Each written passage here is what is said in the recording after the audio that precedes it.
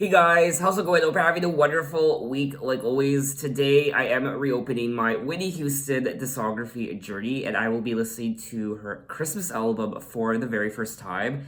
It was released all the way back in 2003 called One Wish, the Holiday Album. Now there are 11 tracks on the album and I do recall hearing only two of the songs.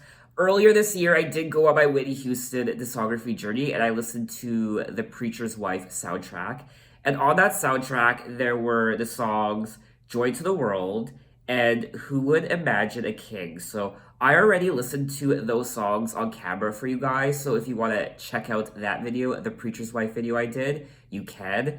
I don't know if I'm going to re-listen to the songs in this video. I might towards the end. So I will for sure be listening to the first 9 tracks on the album, and the album is 43 minutes. But anyway, let's get into track number 1, The First Noel.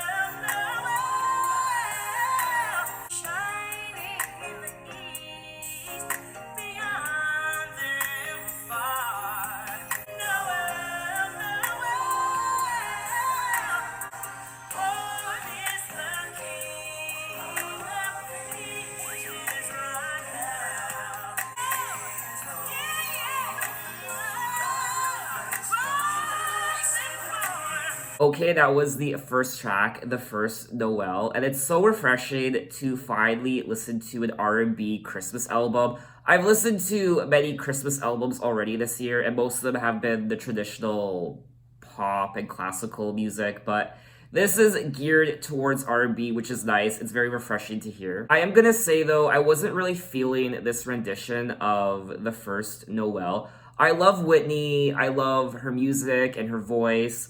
This album was released in 2003, so her voice, obviously, as we all know, wasn't the best. I'm just wishing that she would have put out a Christmas album when her voice was at its peak. A lot of musicians do cover this song on their Christmas album, and I won't lie, I've heard better versions of this song than Whitney's. I don't know, to me, she didn't sound very engaging in the song. So because of that, I probably wouldn't add this song to my Christmas playlist. But I still have high hopes for the rest of the album, so let's dive into track number 2, the Christmas song, Chestnuts Roasting on an Open Fire. Chestnuts roasting on an open fire. Yuletide carols being sung by a choir. Out to fly.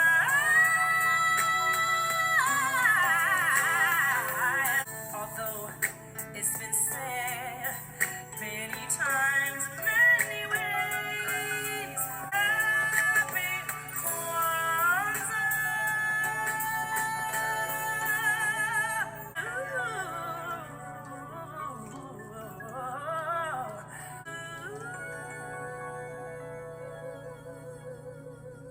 Merry Christmas to everyone.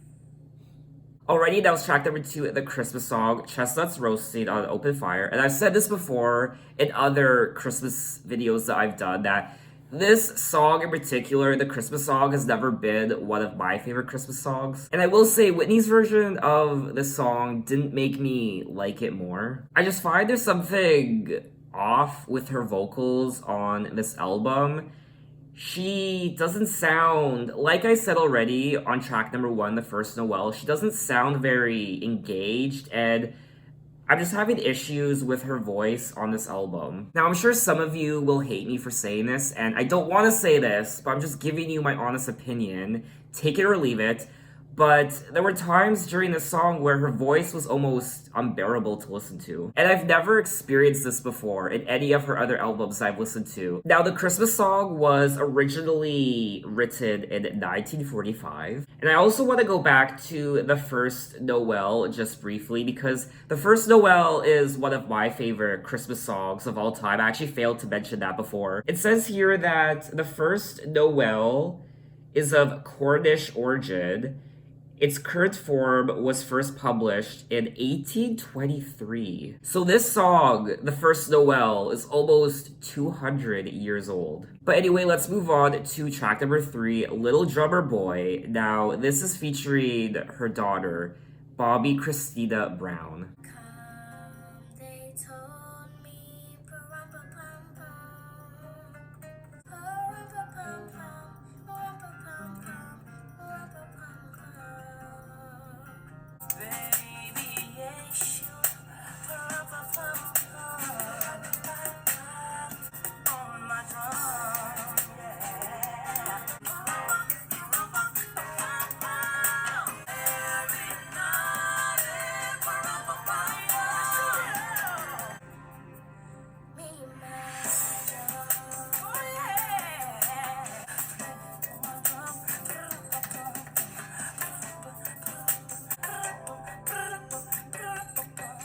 oh Alrighty, that was track number 3, Little Drummer Boy, with Bobby Christina Brown. It was so nice to hear her daughter on this track. And I thought it was a really nice rendition of the song. I really liked the arrangement of the song. It was very unique sounding. And to me, this is the best track on the album so far. It was a very pleasant experience, and I love what Whitney was doing with her tongue at the end. I'm drawing a blank right now, but I forget the word of when someone does that thing with their tongue. They do that. I butchered that. Now, it does say here that The Little Drummer Boy was originally composed by a teacher named Catherine Davis in 1941, and The Little Drummer Boy is one of my favorite Christmas songs of all time. But now let's move on to track number 4, One Wish for Christmas. no presents waiting on Santa's sleigh. If I had one wish, we would all come together as one. If I had one wish, let's come together as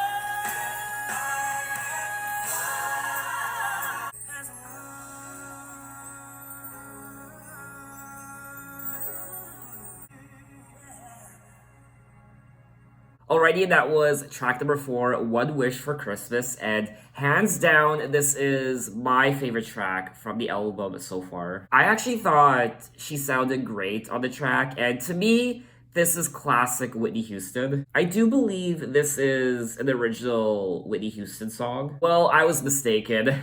One Wish is a 1994 Christmas song by American R&B singer Freddie Jackson. So this is a cover of the song. I haven't heard the original version from 1994 by Freddie Jackson before. But it does say here that on December 11th, 2020, so this year, the song One Wish for Christmas was released as a lyric music video on Whitney Houston's official YouTube channel.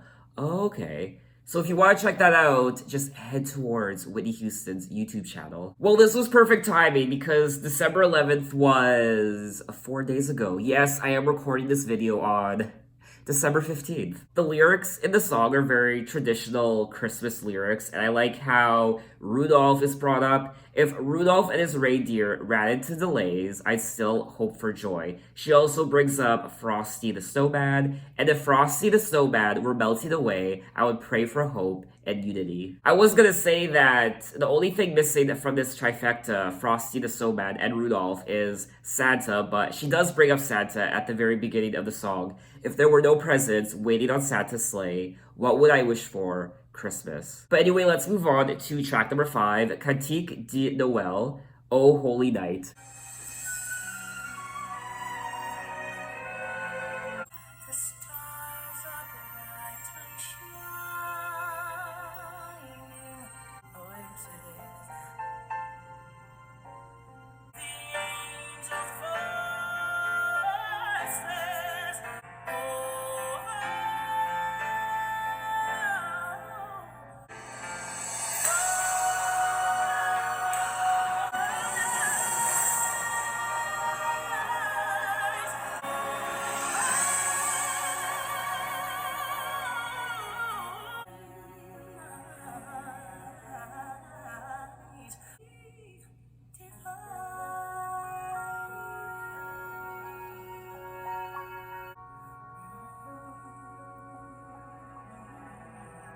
Yes, track number 5, Katik D, Oh Holy Night. Hands down, the best track on the album, in my opinion. This should have been the opening track of the album, not the first Noel. And in my opinion, she sounds the best on this track. This is another song that a lot of other artists have covered on their Christmas albums, and Whitney's honestly is just as good. It almost sounds like a song that she could have released in the 90s because, in my opinion, her voice sounds great on this track. I mean, the song was just sweeping me along, and I just got lost in my little zone when I was listening to the track, and it was a little bit epic. I won't lie. It was great. It does say here that Oh Holy Night was originally composed in 1847. So to summarize, definitely my favorite track from the album so far. So now let's move on to track number 6, I'll Be Home for Christmas. Dreaming tonight of a place I love. I promise you, I'll be home for Christmas, where the love light gleams.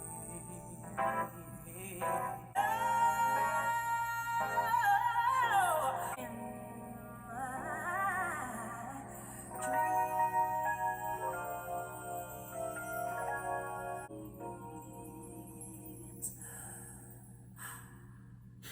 Okay, that was track number 6, I'll Be Home for Christmas, and I enjoyed this track. This is another track, in my opinion, where she sounds really good on. I felt like this rendition of I'll Be Home for Christmas was very classy and sophisticated. You know what? I would definitely add track number 5, Cantique de Noël, and track number 6, I'll Be Home for Christmas, on my Christmas playlist.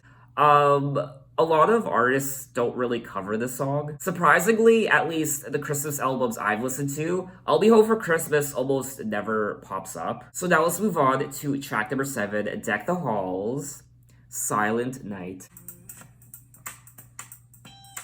deck the hall with boughs of holly, and on we now our gay apparel. Fa la la la la la la. Silent night. Ooh.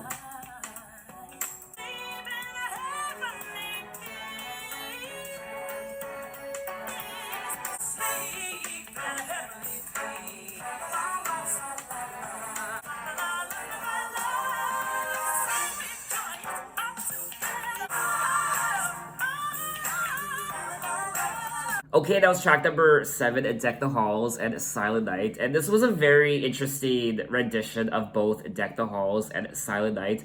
I loved the transition between Deck the Halls and Silent Night, and she sounded great once again. I really like the production on this track, and I like how the rendition of Silent Night was more upbeat. It's not your typical slow, at times mournful, boring ballad like we hear on a lot of other Christmas albums.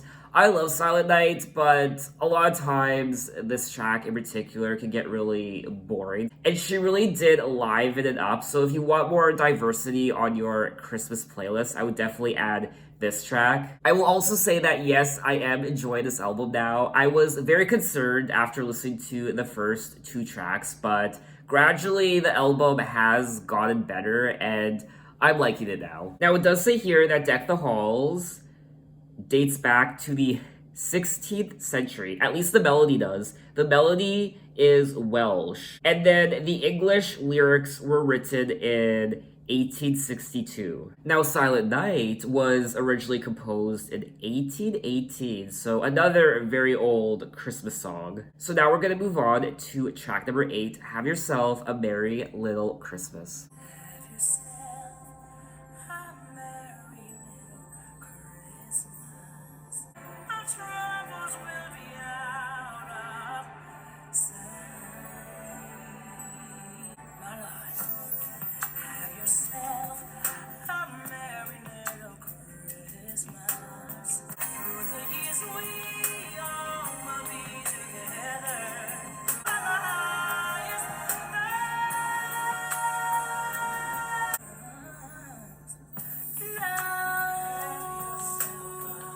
Okay, that was track number 8, Have Yourself a Merry Little Christmas, and I really enjoyed this rendition of the song.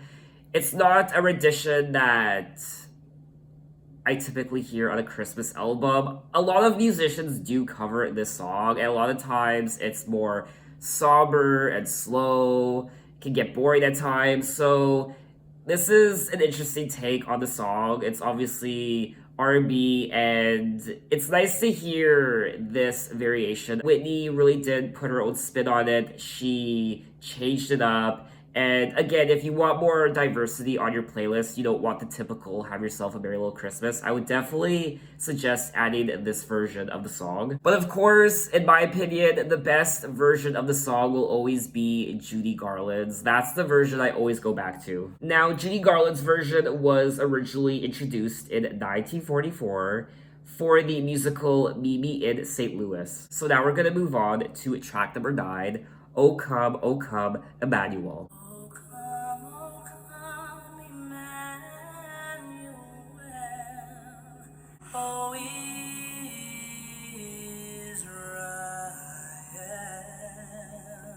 And be thyself a king of peace. Oh, Israel. Israel.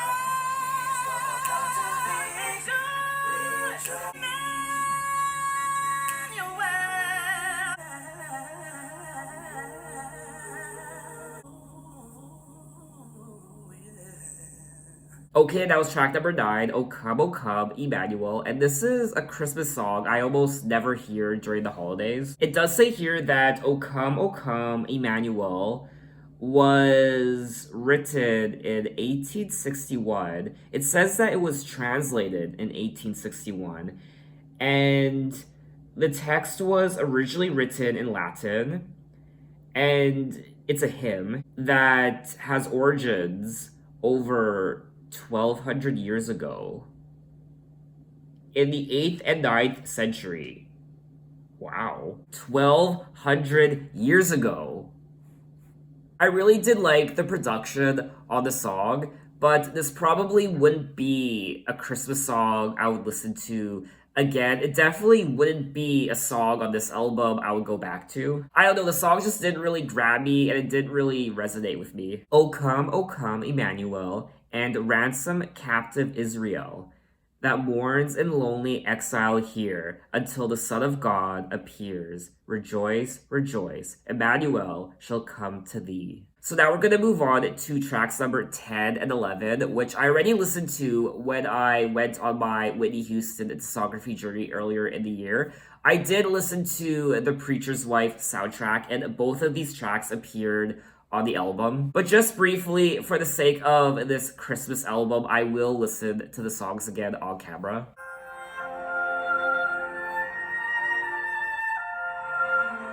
Or maybe a fisherman out on the sea.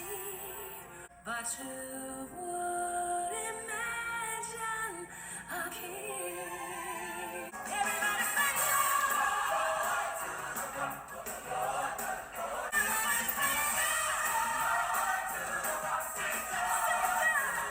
I always get a workout when I listen to that song, Joy to the World by Whitney Houston.